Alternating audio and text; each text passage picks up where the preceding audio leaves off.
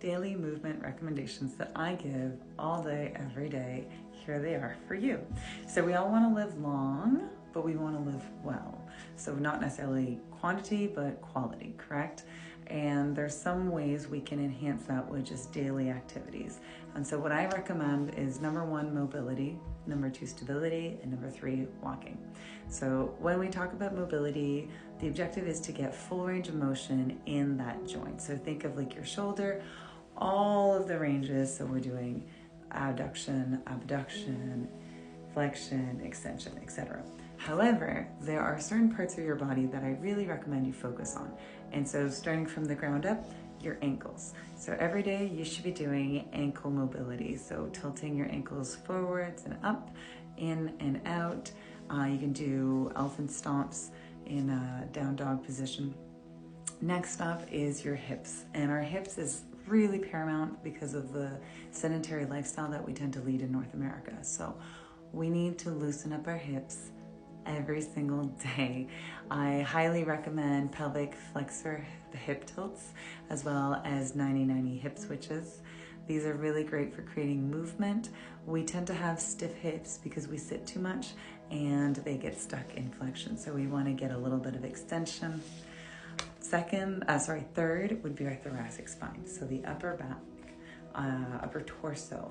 I highly recommend doing some rotational movement and maybe some flexion extension. So if you look on our YouTube channel, we call those T-spine rotations. We might have some extension. Doing some cat camels are great. Cat camels, especially with a foam roller. And then obviously doing some rotations. So you can do an open book or T-spine rotation with a rib grab for introducing range of motion gently when you don't have it yet. So this is the factor. Mobility can always be regained. Keep that in mind. Mobility can always be regained. Until you've had surgery or you've had a serious break, you can gain it again. The body's meant to be moving, but you need to ease your way into it. If you're forcing the mobility, you will be borrowing that range of motion from another joint. It will not be coming from your thoracic spine. It'll be coming from your shoulder or from your neck, and you might injure yourself. So it's important that you be able to breathe through all this mobility and have control over it. Okay, I digress. The fourth area that I really want you to focus on range of motion on a daily basis is your cervical spine, your neck. So we should be able to do shoulder checks. We should be able to bring our chin down to our sternum and then our head all the way back up. And here's a tip, you should be able to do that with your teeth touching. That's a cheat. So teeth together in extension. So number 1, mobility. Number 2, you got to incorporate some stability. And stability doesn't have to be huge, but we need to have a strong core. And when we talk about the core, we're not just talking abdominals, we're talking from here to our glutes. So your whole shoulder girdle, the obliques, your back muscles, all your back muscles, your glutes as well. So I really like bird dogs and dead bugs. I think these are great foundational movement exercises where we involve some bilateral activation. So we're using our right and left limbs oppositionally or at the same time. I also really like farmer's carry, especially with kettlebells. So incorporating a little bit of stability will go a long way in keeping your spine nice and strong and keeping your height.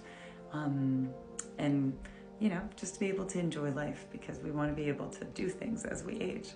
And finally, I highly recommend walking, specifically outside.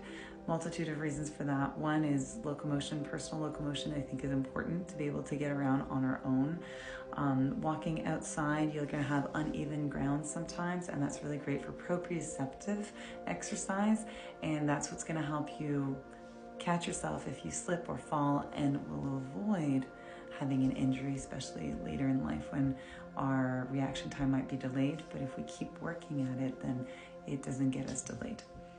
Also, it's a little bit of cardiovascular, and if you're feeling up to it, throw on a weighted vest and hey, you're doing some stability at the same time as getting your walk in.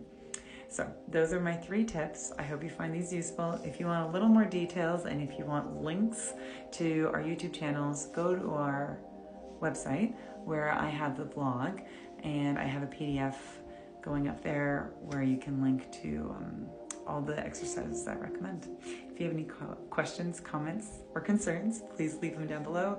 I really appreciate when you guys ask questions. It helps me create content that I know is going to serve you.